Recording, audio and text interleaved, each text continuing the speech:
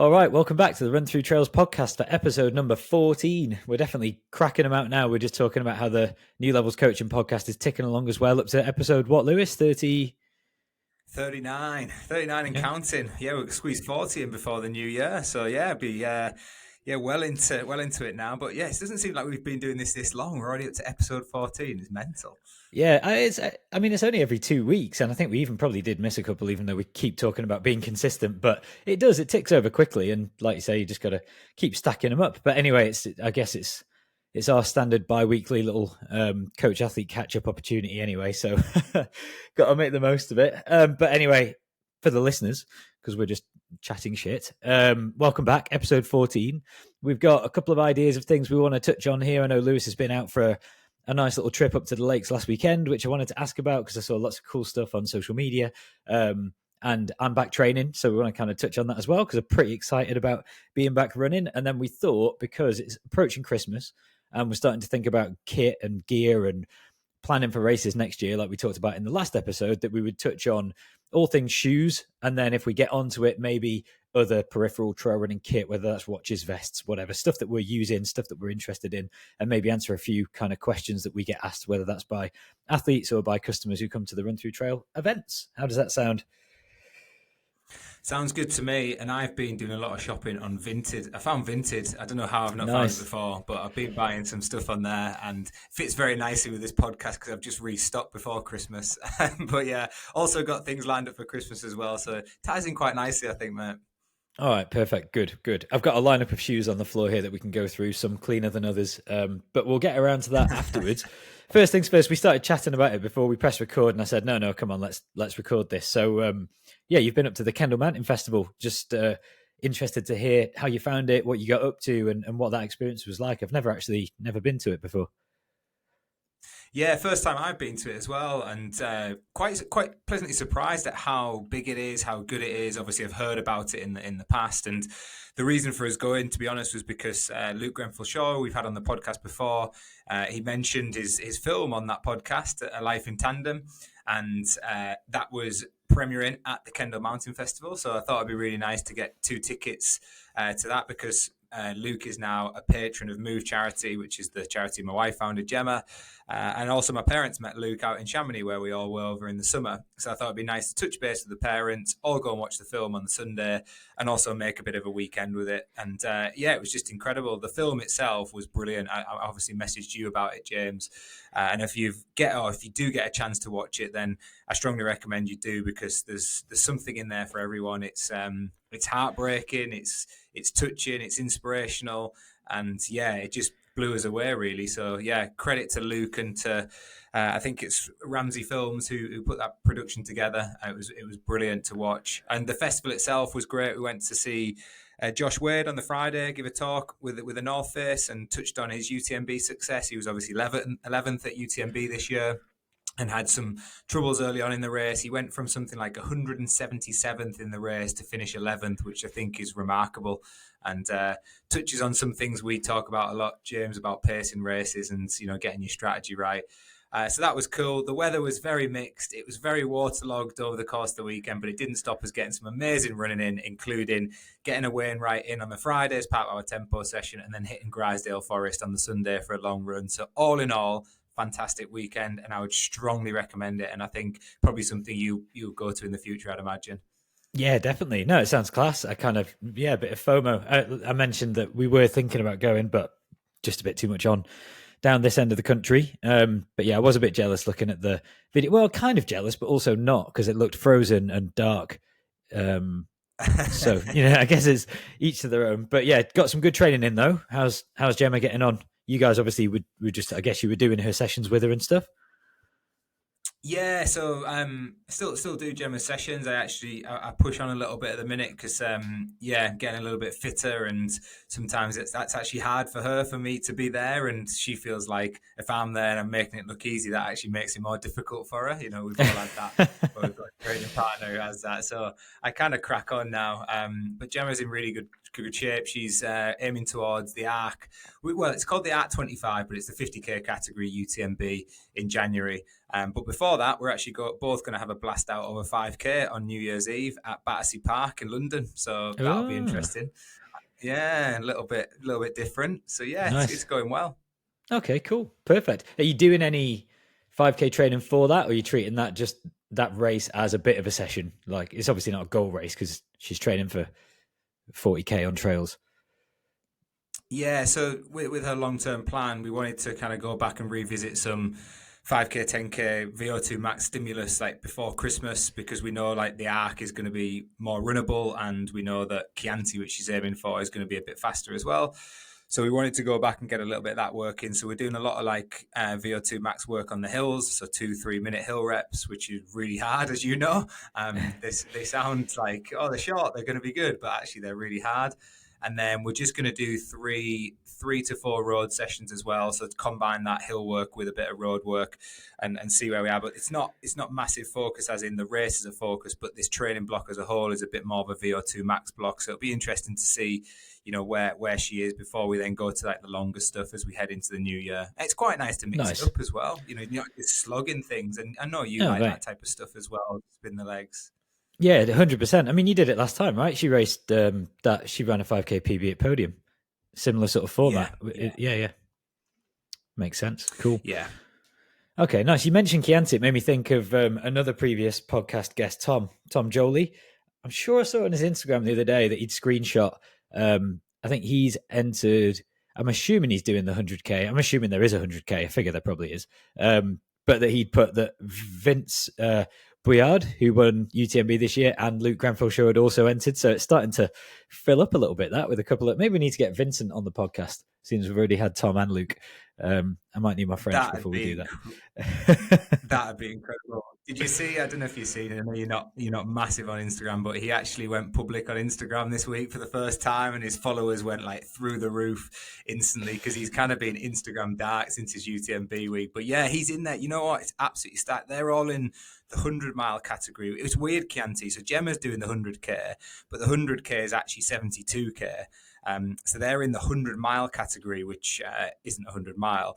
That is actually the Western States Golden Ticket race. That's why it's so stacked. Okay. And what time of year is that, Lewis? Big names. That is in March, so back end of March, around March 23rd, I think it is. So it's going to be an interesting one. Yeah. I wonder if they do that by design. Like, I wonder if... because there's loads of different reasons. I feel like with the ARC, we talked about it a bit last time, so I don't want to dwell on it for too long, but it's confusing because of the miles and the Ks and blah, blah, blah. But 25 miles, 40K, and they call it a 50K classification. I kind of feel like that's just because it's a 25-mile route and it's in the UK, and that's kind of... Maybe it's... I mean, it's a newer Corso, so that doesn't really make sense. But I guess my point is sometimes a distance is defined by what makes sense as the race. The example I always give is the lap, which is a famous race in the Lake District. It's a lap of Lake Windermere, and it is what it is. It's that distance, and that's really cool. But then also you've got a 50K or a 100K where, like we do, we try and design the course to be at least kind of close to that. You never really want to make a 49.5K because people get upset that they don't see the number they want to see. But you can also go up to 55, 56, and as long as you explain to people, that's kind of acceptable and known as a thing. With Chianti, with it being that time of year, because I know Trans Gran Canaria is similar, they have these weird in-between distances. So they do for Trans Gran Canaria, the marathon, and then the slightly longer, the classic, and then the ultra, or I can't remember the names, but they have a 120K, an 80-ish K, and a 40K. So again, quite similar, like 25 mile, 50 mile, 70 mile. I don't really know, but people use that race as a build into racing big 100-milers in the summer. So my point is, do you think Chianti is a case of the routes lend themselves to be in that distance, or have they thought, we're a spring event, people don't really want to run 160K, let's give them a 120K, make it a 100-mile class, and that'll be more appealing in people's training cycles? I don't know. What do you reckon? Yeah, I think it will go through a race organiser's mind, especially because they know that Western States are looking for golden ticket events as well. So they might think, actually, if we make this a little bit less than that distance. It's a great qualifying race. It's quite similar. You mentioned on the last podcast about how American trails tend to be fast, buffed out, quite runnable. And I get the impression Chianti is like that based on the results that I saw last year, and the videos and things that I've watched so far. So I think there's definitely something in their mind where they're thinking, yeah, we can set this up so that we may get like a bit more recognition. We might attract some more athletes, because I think that has to go through a race organizer's head at some point. And my first thought was like, if it would have been very suitable for you. It's suitable for Gemma. It's suitable for a lot of the runners who I coach. I know you're going to America in April, but you would have absolutely loved it based on what I've seen. I mean, Robbie Simpson won it last year, and he went sub 3 or about 3 hours for the 50k. Which Yeah, I remember we looked at pretty it. Oh my god, it was rapid. rapid. Yeah, he had a really good run. I mean, I was literally going to flag the same thing because I think Chianti, I think Robbie, because of that run, and then he's just won Ultra Trail Cape Town for the third time last Yes. weekend, Yeah. which is another event that I would really like to do, even though it's a long way away. But like the course looks really cool. It just looks like just a class event. I like those one-off events where it's not necessarily like a UTMB World Series race or like Trans Gran Canaria, where it's got its own character, but it's big and it's got recognition. They have decent prize money too.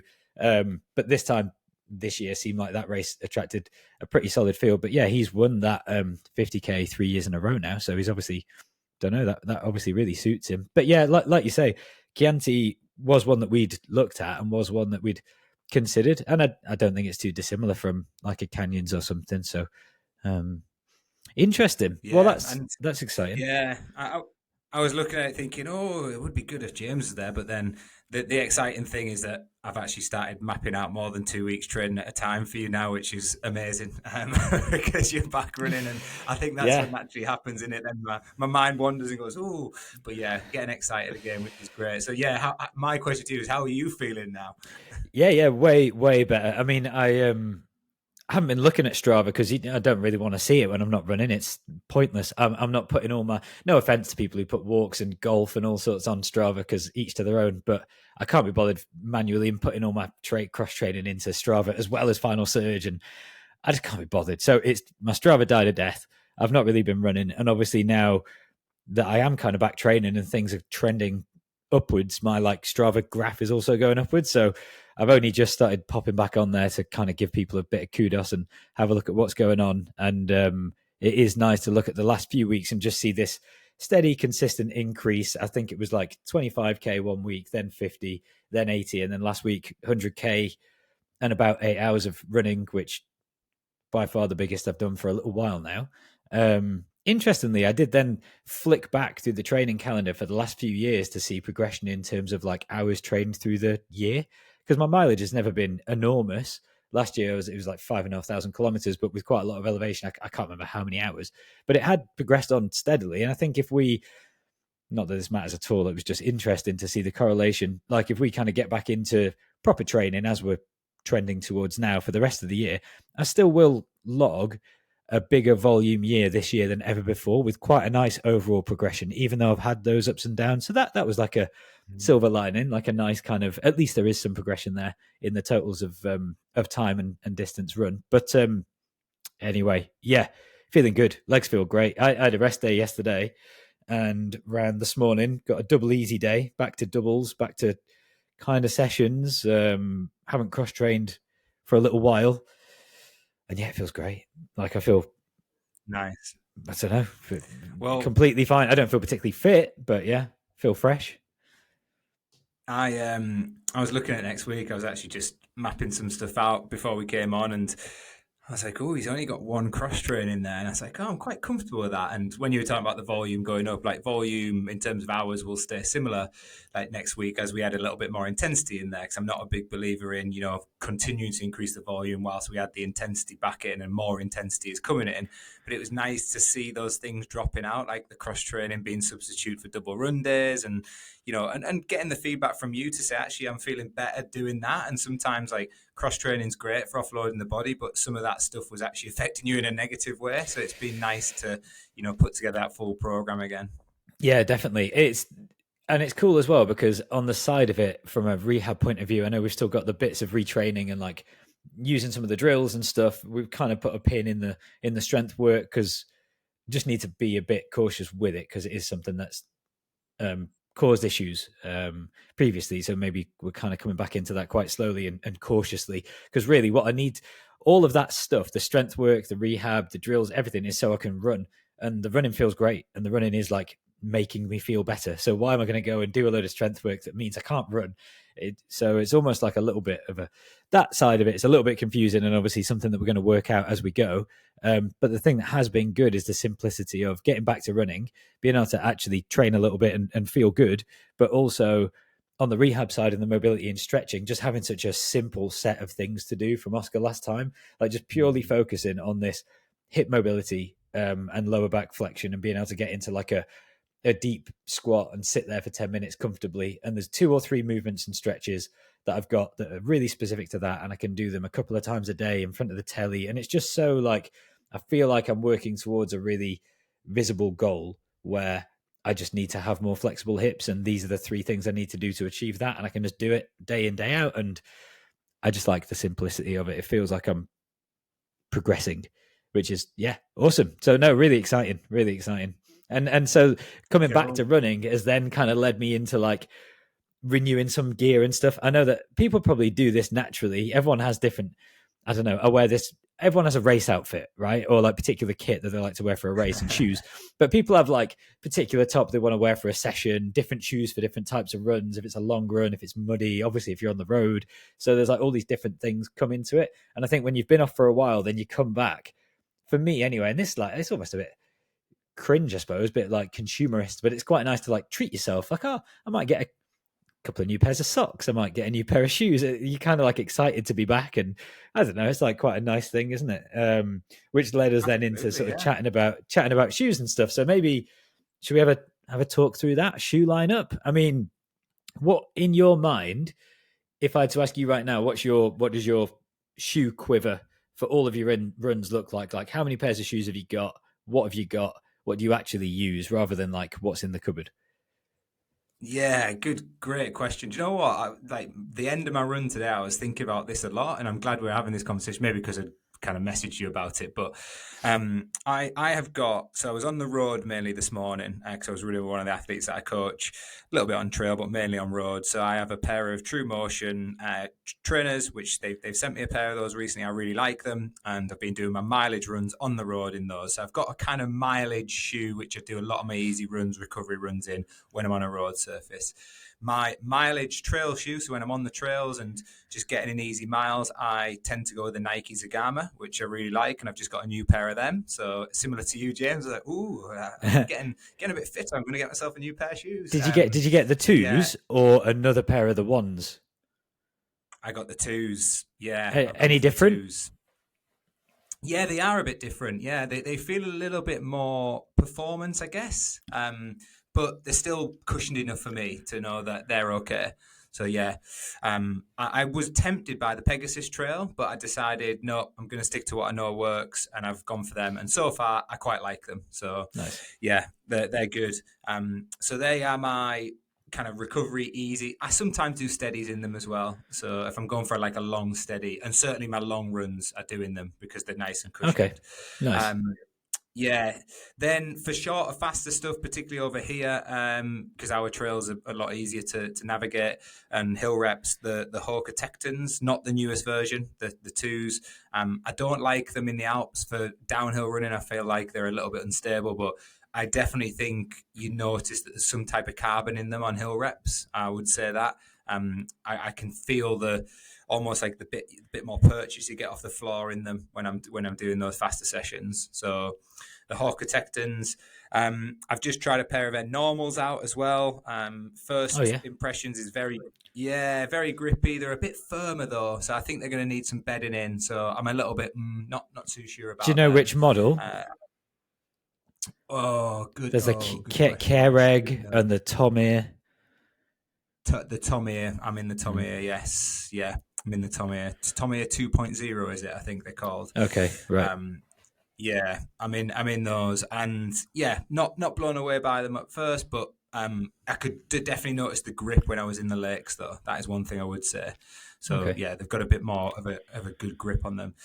And then I obviously have like a faster road shoe, which, funnily enough, the lads at training were laughing at last night because I've just got a pair of Vaporflies, which you mentioned on the last podcast, and I've never raced in them, so I've never put them on. They're still in the box, and Oh, I've never ever mate. performed in a pair. So there's an unknown environment for me to step into, eh? Oh, you've not used them yet. Nope, not used them yet. No, Oh no, still man, nice and shiny. they're gonna blow your mind. Yeah, I've got mine down here. I know you were pre super shoes when you did all of your racing, weren't you? So you can keep that in the back pocket. Yeah, so we'll see where that goes. But I think that's what triggered me to message you, because I was following the 50 mile, the JFK 50 miler at the weekend over there in America. Pretty big race. I think it's like traditionally the oldest trail race in America or something like that. And I was watching the last part of it, and all the front runners changed at the aid station into a pair of carbons, which I found interesting. And a lot of it was obviously on road. But David Sinclair, who won the men's, and Rachel Drake, who won the women's, they both ran super fast. And Eli Hemming was right up there as well. And we know his background and how well he did. But all of them changed into a super shoe for the end of that race, which goes back to your point last week, James. What we see as a trail race over in America is very different to what we see here. And yeah, what was right in the first half of the race wasn't going to be right in the second half of the race. So it's interesting, isn't it? There's so many shoes out there. How do you know what's right for what course? yeah. No, it is interesting. I mean, I saw David Sinclair's result pop up, and it was quick, like really Rapid. quick. I didn't go back and Yeah. like look at splits and stuff, but for the distance, yeah, I mean, like you say, mega famous race. He looked like he had an absolute flyer. And I also saw something on Instagram of Eli Hemming's 4 second shoe change, and they're talking about, well, he did used to be a triathlete. He had his Insane. stretchy laces, and Yeah. he went into the Takumis, which again we've got down here. Yeah. So yeah, no, it is interesting to see. I mean, it's a no brainer, right? The technology and performance that you can get in a Vaporfly, for example, or a carbon plated road super shoe, because it doesn't fully translate to trails, or they haven't worked out how to do it yet for a number of different reasons, where like they're a bit unstable, they're a bit high. There are a load of reasons why it doesn't. Well, I don't really know, because I'm interested if you just chucked like 5 mil Vibram Mega Grip sole on a Vaporfly and did just do a race in it, how bad would that actually be, or would it just be insane? They must have tested that and decided this doesn't work, therefore we're going to make the Ultra Fly. But they just, I don't know, they don't really seem to have like gotten it quite right. Obviously, the Adidas, what is it, Terex Ultra Speed that Gemma Yeah. races in is probably the most popular Yeah. trail super shoe, and the Hoka Tecton 3 obviously came out around Chamonix, around the UTMB when we were in Chamonix, and that was their headline sponsor of that event, and that was big news. That was a big deal. But yeah, I don't know. I've tried that on. I've tried the Adidas shoe. I've tried a couple of them now, and they don't feel the same. You put a Vaporfly or an Alpha Fly or a, well, I'm just saying those names because they're the ones that I've used personally and had good results with. But any modern, whether it's even Puma, Asics, like the Metaspeed Paris and all that stuff, they're so responsive, so bouncy. They're like ridiculous. Instantly, you can feel that energy return. I've not felt that sensation from a trail shoe yet, is what I'm trying to say. So I think there's still like a huge room for improvement. I mean, shoes wise. So I'll Yeah. start with Let's have a look the what's in the smallest and locker. go up to the biggest. I grabbed them on the way up. So the first one is the spikes, the Dragonflies, Yeah. which I actually got for that BMC track race that we did in Loughborough. So this is like obviously Nike Super Spike. All the companies make them now. The On and the Adidas and whatever. They're all pretty good. I've only ever run in these ones. These are the only pair of spikes I've ever owned. Plated, super foam, but obviously super minimal. I did one track session in them in Loughborough.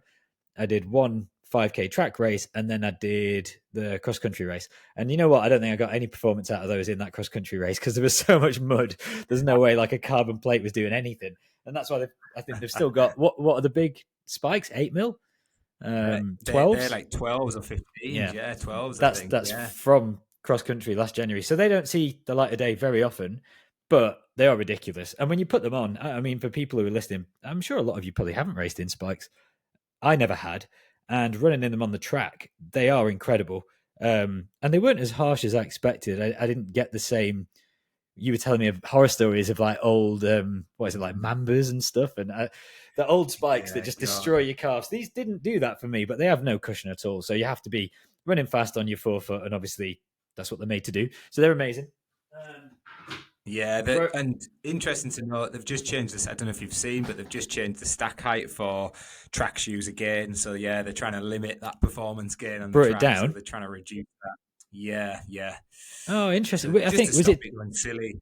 Yeah, was it 20 mil before? I can't remember, and they've brought it down from that, or Yeah, they've just brought in the new rules again, and how well can it be monitored is the big question, and how deep can you monitor it if we're going down to like local level races?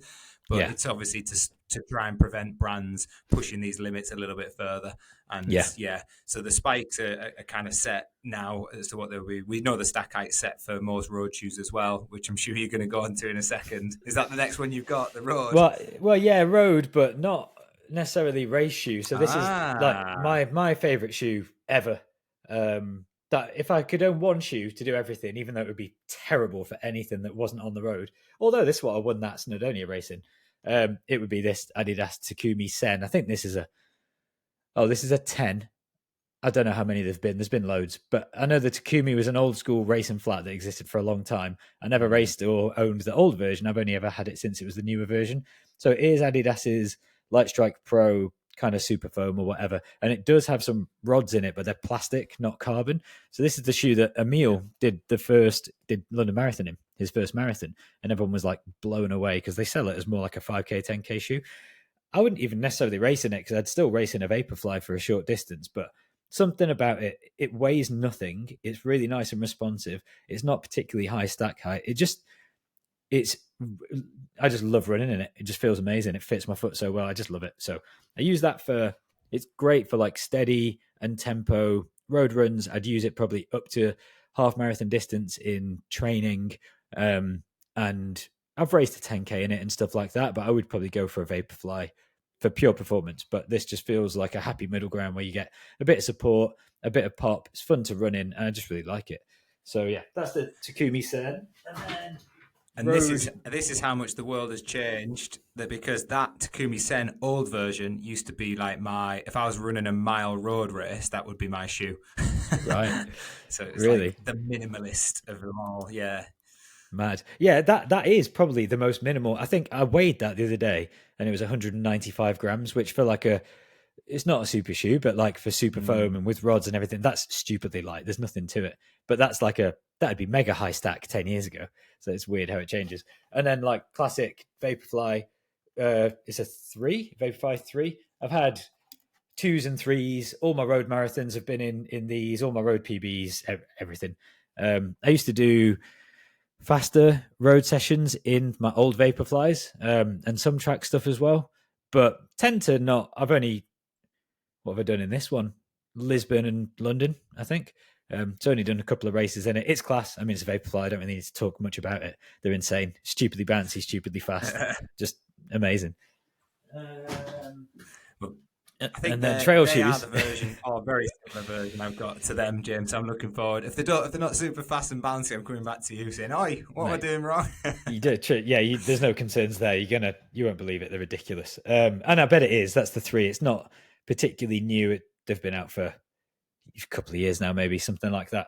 And then mileage trail running, like easy run shoe. I've been using this Terex Speed, which isn't Yeah. the plated carbon one that Gemma uses. These are the ones that I had in Sham. It's cool. It's like bit rockered, plenty of foam, decent lugs, but not particularly deep. I think they're like 3 mil, so it's not very good in the mud.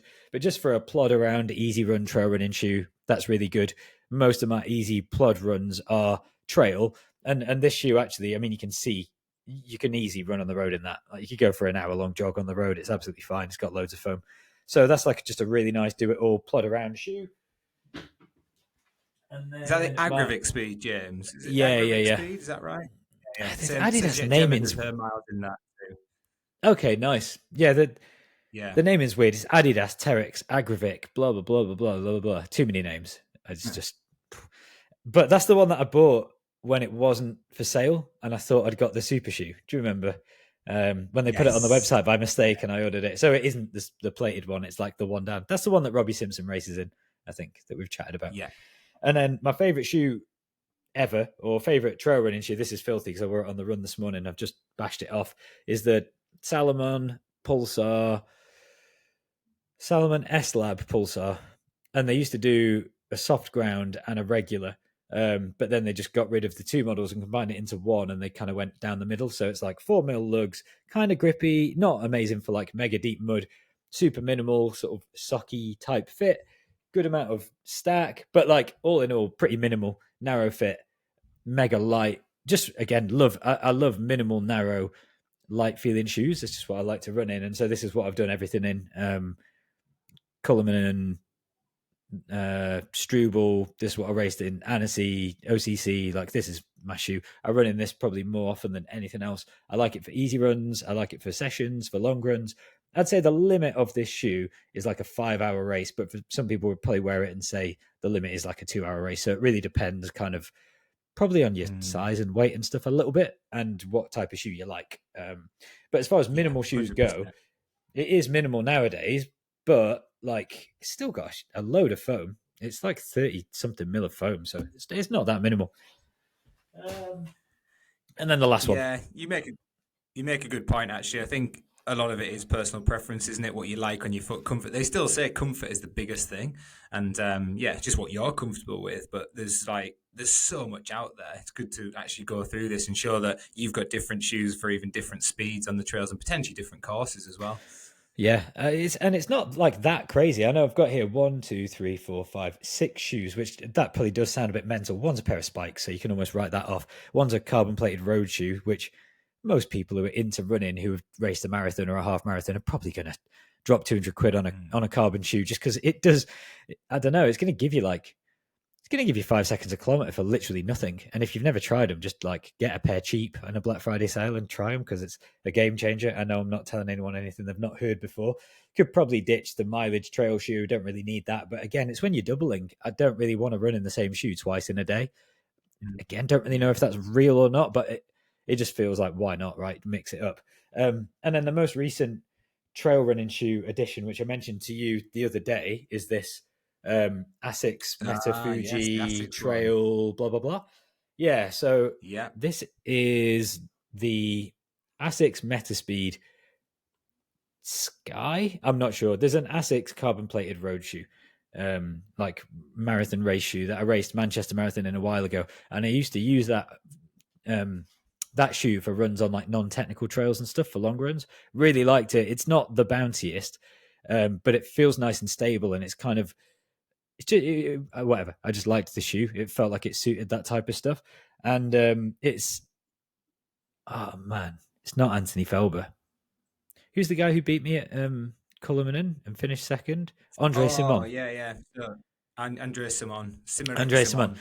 That's Yeah. it. So he's an ASICS athlete, and there's this whole thing online. You could go and find it where he essentially decided, I really love this ASICS road shoe. I'm going to take it to a local cobbler and get a trail sole put on it. And then he did a couple of races in it. And then ASICS was like, all right, what's this shoe that you're wearing? And then they developed it. And that's what this shoe is. So it is literally that road shoe. They made some changes and stuff. I don't know exactly technically what they've done, but obviously they've put a trail sole on it, not mega deep lugs, but really sticky grip, actually. It's the Asics tread's really good. But yeah, proper full high stack, like super shoe. FF Turbo is the Nice. Asics foam carbon plate, mega stiff. I watched a few reviews before I bought it, and multiple people who had reviewed it said, I feel like the shoe's trying to kill me. And I was like, oh yeah, that's the shoe for me. That sounds amazing. It's so stiff, man. You can't bend it. Like I'm not exaggerating when that is all of my strength. Like, okay, that amount of pressure Wow. there, that flex, and then let me grab Vaporfly, right? Also carbon shoe. That's less Yeah. force. It's insanely stiff, but it feels like a brick on your foot if you're not running fast. But then when you start to pick up, it does feel poppy. I think it still needs a bit of breaking in. So Got that some is one response option for to it then. canyons. Yeah, it's one option for canyons. It's got loads of cushioning. It's the closest thing that I've found to a road super shoe with a bit of trail grip. But it's heavier as well. So that's kind of where I'm at right now. And yeah, I think That it's a nice little. dilemma, eh? It's hard to know. You know what though? Speaking about Luke Grenfell-Shaw, he raced Kenyon's 50k last year. I've actually got a chat with him in a couple of days, so going to pick his brain about the course and shoes and yeah, whatever. See what he thought of it. Yeah, because I think from watching it last year, there's a few road sections as well, and it is faster trail. It's going to be dry. It's going to be warm. So, yeah, it's such a fascinating conversation. Somebody asked me yesterday at a session. They're like, "Oh, I'm going to get a pair of trail shoes because they're moving to New Zealand. What would you recommend?" And I was like, "Oh, where do I start?" You know, Yeah, it is a bit of a minefield, and you've got to try a lot of shoes. I know that's not a cheap hobby either, but I know also I will go back to one thing one of my athletes said when they were buying lots of different shoes. They were like, "It's an investment in my health," and I was like, "That's a really good point, actually." You know, it's an investment in my health, my foot health, but generally, I'm spending money on shoes. I'm not going out drinking, and I was like, "Yeah, you know what? You can justify that." So if you're listening to this and there's a good Black Friday deal on, get yourself a pair of yeah. shoes that you might want to try. I think about as it all. I think about it as all just being relative because the other hobbies that I've had in the past where I've had to buy kit has been ski mountaineering, rock climbing, mountain biking. Mm, Mountain bikes cost like 10 grand and all the parts cost a fortune and they always need replacing. Rock climbing costs an absolute fortune. You have to buy so much gear, it's ridiculous, and you wear through it all. And you're also buying shoes constantly. And ski touring, it's ridiculous. Skis cost a fortune, boots cost a fortune, flights cost a fortune. You need all your kit, all your gear. It's all got to be super light. This is a joke. Like buying a few pairs of shoes, a minimal yeah, investment for a so true. hobby. So, and it's cool. It's nice to try different stuff. I mean, I've tried lots of shoes now, and I kind of know what I need. So, like you say, it's difficult when someone asks. A member of staff actually asked recently. She said, like, I want to buy a pair of trail shoes. I've only ever had road shoes. Is there anything you'd recommend? And I sent a few links through from things on sports shoes and just said, like, it's really hard to find one shoe that's going to do everything. But if I had to try and describe it, and same for people on the call, if you've never run in a trail shoe and you want to do a bit of trail running, bit of trail racing, you definitely don't need a trail race shoe in the same way that I would Mm, recommend invest in a carbon shoe for a marathon. You don't need it right now. The technology's not there. You want something with like around 4 mil lugs, otherwise it's going to be useless in the mud. And if they're any longer, it's going to be uncomfortable on hard surfaces. Something with a moderate amount of padding that just fits your foot well, and get something cheap in a sale. Because you go on sports shoes, you get really good year-old yeah. models of trail shoes for like 50 quid. And they're a £200 shoe, £150 shoe. They're just on sale. And when you're new to it, you don't know any different anyway. So, yeah, she ended up picking up a pair of shoes for about 60 quid. And they're a great pair of shoes. And then at least you start to learn what you like. Just go for a big brand, find out what fits your foot. Salomon a narrow, Hoka a wide, everything in between. Just yeah, don't overthink it at first, I think. Yeah, it's a really good point as well, and I think that back to the point around the super shoes and people looking for those advantages. One thing I took from like David Sinclair at the weekend was that yeah, he was putting super shoes on, but he put a nice reflection post up as well about how he'd kind of had a bit of a up and down year in the middle of the season and had to have a bit of a break and had a bit of an injury and came back and how he'd figured out his training again. And I guess what I'm trying to say here is like you can't just cut corners by putting on a shoe. It wasn't the shoe why he won. It was because he's stacked training and training. And people sometimes look and think, oh, well, I'll just go and get this shoe and that's what's going to help me. But you've still got to do the training. You've still got to do the groundwork. The shoe's like the icing on the cake. And there's a lot of good shoes you can go out there that's going to help you to do the mileage. Whereas these super shoes, they're not really built for going and handling mileage. They're more a performance shoe. So, yeah, definitely take that advice that you just given there, James. It's like a really good bit of sound advice. You don't have to go and spend a fortune on things, but find out what's comfortable, find out what fits, and also find out what type of runner you are. Like I know from you, you're like really good technically, so you probably don't need as much grip. You're going to sacrifice a bit of grip for comfort. But if you're not as confident technically, then you might need a bit more grip. You might need a Vibram Mega Grip. And there's a great shop in the Lake District. Actually, we saw it in Kendal this weekend. It's called the Key Cobbler, and you can send your shoes there and they'll re-grip the shoes as well. So if you find a shoe that's super comfortable for you, but it doesn't have the right grip, why not send it there, get it re-gripped? Yes, it's a bit of an investment, but then you've got the perfect shoe with the grip that you want to. So it's funny that you mentioned that because I'd almost forgotten, and this is like so relevant. So it's funny because I've just said don't spend too much money on a pair of shoes, don't overthink it. It doesn't really matter, especially on trail. Just get something with a bit of grip and go and have fun. Fair, but then like overthink everything and want to get the best stuff I possibly can. And I was talking about how this is my favorite shoe, the Takumi, Yeah. but clearly zero. I mean, the rubber's really sticky. They're amazing on wet road, but like it's purely a road shoe. Also, a weird sole where like this big patch of rubber is solid. There's a cutout there that you can Oh see, yeah. and then this is a little gap where you can see the plastic rods, which is a cutout in the midfoot, which you can probably just you can see there. And then you've got these two strips here. It's all like to save weight, right? Because you don't need that much contact Yeah. point. And it really, you can see by the shoe, it's designed for like forefoot to midfoot runners.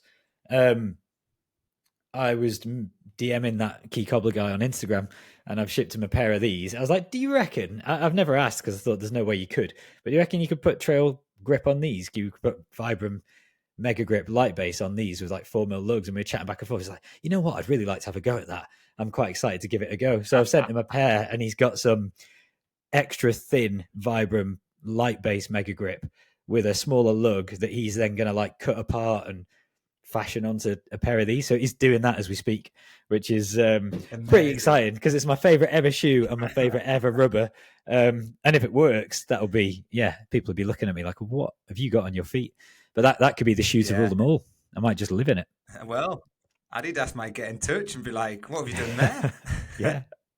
Yeah, no, that could be the Canyon shoe, mate. Honestly, I'm very excited about it. So I'll feedback once it's come. But yeah, the guy was really sound. I didn't even get his name. We were just chatting on Instagram, but you can tell he's just passionate and he wanted to have a go at it. So yeah, excited to see.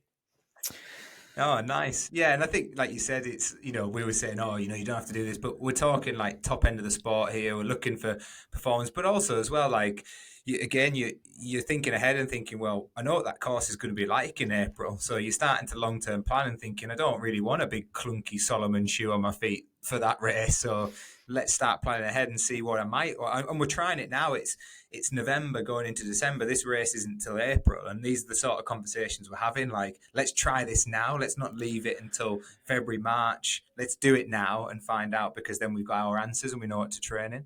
Exactly. It's really difficult because when you're buying another version of a shoe you've already owned, obviously you can get a pretty new shoe right before the race. A lot of people will do this in the marathon block. They'll have run in a Vaporfly or an Alpha Fly or an Adios Pro 3 or a New Balance Super Elite Comp V3 or whatever. And they'll know it works and they'll know their size and they would have done 100 miles in it. And then they'll buy a new pair 2 weeks before the race. They'll do one taper session or an easy jog in it just to make sure it's all good and the stitching's right. And then they'll wear it in the race and it's brand new, poppy and comfortable. But if you're going to go and change to a completely new style of shoe, new brand last minute, obviously that's a terrible idea. And the longer you could probably do that in a 10K, it doesn't really matter. But doing that in like a 5-6 hour ultra distance race is a horrific idea. So yeah, you need to get the shoe, practice in it, and then probably buy another one of those shoes a little bit fresher to actually race in. Again, if you're really trying to get the absolute most out of it. And I do think with this Canyons course, with it being firmer, in theory should be dry, there's lots of road, it's not particularly technical, you're going to get a lot more out of a super shoe or a plated shoe than you would in Annecy when I raced in June. It was an absolute bog fest. So every time your foot sinks into the mud, you're losing all of that mechanical advantage from the plate. It's irrelevant. It's literally irrelevant. And at that point, you need like Innovate Mudclaw or Salomon Speed Cross, where it's basically a sock with it's like a spike, almost a trail running spike. So it really is very conditions dependent. Whereas on the road, that's not so much a thing. You think about what distance. You might think if it's a really windy course with a lot of hairpin bends in a 5K, maybe an Alpha Fly is not best because it's really tall and unstable and you're going to lose time on those turns. But you generally, it's not too much of an issue. Where with trail races, you've got to think about weather conditions, length, terrain underfoot, how much is climbing, Transgran Canaria is on rocks and it's 2,500 meters net downhill. It's really hard because it's bouldery rocks, so you can't have too tall of a stack shoe because you're going to roll your ankle and it's going to be really challenging. But you also can't go dead minimal because you are going to destroy your quads. So races like that are actually, it's really difficult to work out what's going to be. I don't think there is a right shoe, but to decide what you actually want to race in. No, probably comes down to comfort at that point. I guess the final point I would make as a coach is also like, what are you out there for? Are you out there to find every second to compete at the front? Or are you out there for like completion? Is it your first ultra and you want to get around safely and you want to, damage limitation to things like the quad. So then that might affect shoe choice as well, because in your case, when you go out to canyons, we're looking to eke out every second, and we think, well, if you're not in a super shoe, a trail shoe, then the competition will be, so we're losing seconds there. But further down the field, if you're looking to complete your first ever 50k, or you're looking to do your first ever 100k, you might not want to gamble with a performance shoe. You might want to go, actually, you know what, I'm going to go for something that's more comfortable, that's going to help the legs a little bit more, because my goal is completion. And that will also come into the choice, and when it comes into the frame for your choice that you make for the race. Yeah, no, 100%, definitely. Okay, cool. Well, that's that's shoes. One little last touch on kit with a Christmas sort of theme in mind, or maybe two questions then. Outside of shoes, what would Yeah. be one piece of kit that you're using at the moment that you really like? It might be because it's really important. It might be because you just like how it looks, or you bought it recently, so it's fresh in your mind. But what's one bit of kit that you've been using recently on your runs that you want to kind of let the audience know about? Oh well, I'm gonna go. I'm gonna be cheeky and go for two, because I ran in my waterproof jacket this morning, which is amazing. I got a little North Face waterproof jacket, which was an incredible purchase from Vinted. 250 quid jacket for 60 quid with tags on. So yeah, really like that. Lightweight, and just kept me dry the whole time. So amazing. But then my Adidas Terex shorts, I cannot speak highly enough of them. Like, they've got those pockets in the side, the netted pockets. I can carry my gels in there. I can got a pocket at the back as well, and they're just super comfy. They don't chafe. Like, those two things have been really good purchases for me. So just very simple shorts that are designed specifically for trails, where I can carry stuff and don't chafe, they don't rub, and also a good waterproof jacket as we head into the winter, I think is essential for this country. Yeah, no, nice. The waterproof is a no brainer. It's funny, we did a quick every Tuesday on the run through team calls. Now we've got like 50 odd people on these calls in both offices all over the country dialing in. We normally do a what's your update from the week, or what's a highlight from your personal life this week, or what event did you work, or something, just to kind of bit of a icebreaker, say hello to everybody on a Tuesday morning. This week it was what do you want for Christmas, because I just couldn't think of anything else. And half the people in the room were talking about wanting waterproof clothes and kit. I think they were like PTSD'd from Battersea Marathon at the weekend when we had this massive storm and we had a couple of events going on.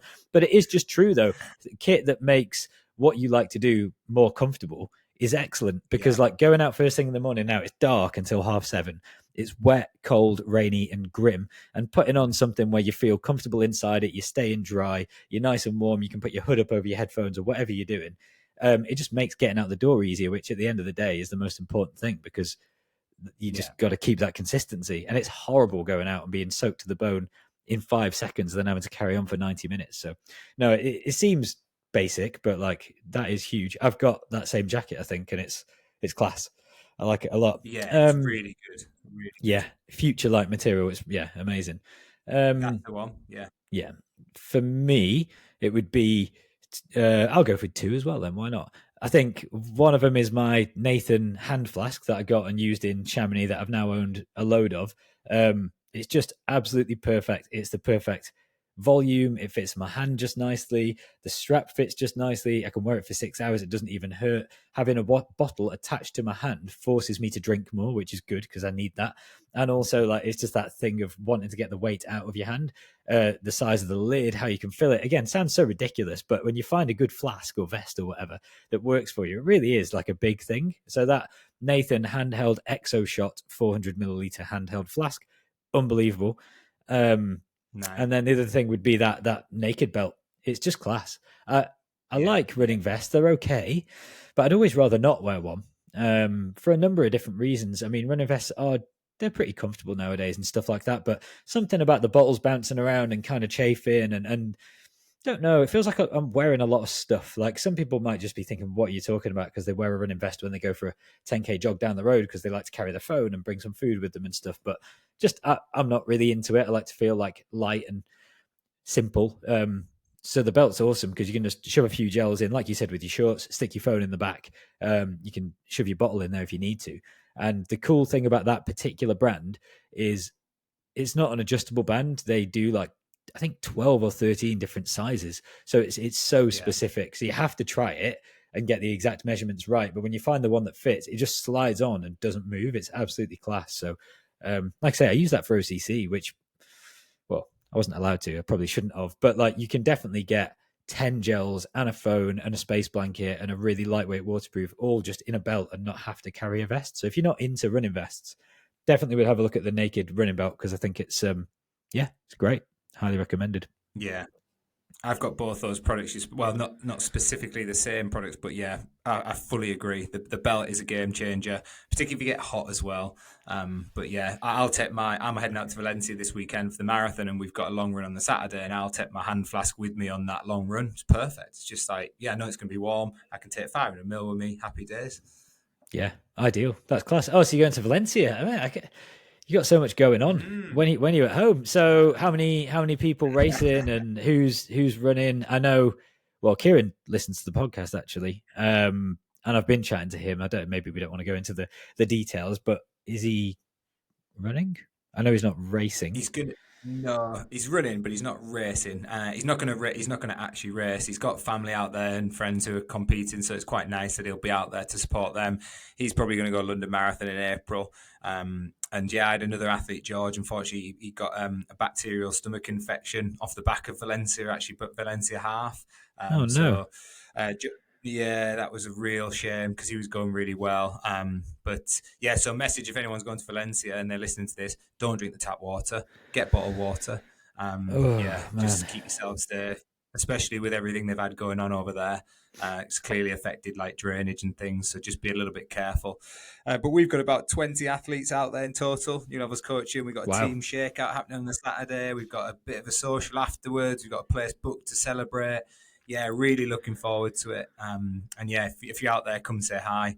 We'll be in the park on the Saturday, and then we'll be out there supporting everyone on the roads as well. Can't wait. Oh mate, it brings back memories. It's such a cool event. I mean, I'm glad it's going ahead, and obviously a brief mention of what happened with all the flooding and the banks of the river collapsing and hundreds of people dying and all the homes destroyed and I mean, the fact that the event is still going ahead, I know was in question for quite a while. I've not kept up with it.